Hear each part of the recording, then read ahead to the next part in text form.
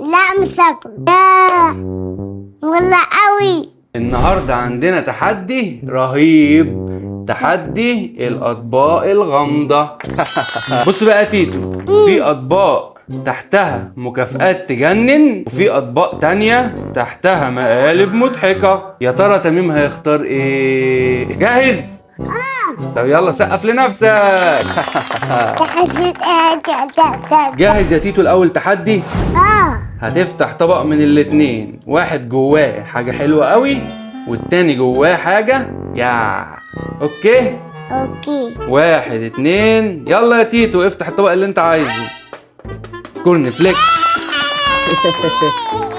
تفتكر بقى يا تيتو الطبق التاني كان فيه ايه؟ افتح يلا ووري الناس. ياه التعريف. ما طلعلكش الحمد لله، ليمون. جاهز يا تيتو للتحدي التاني؟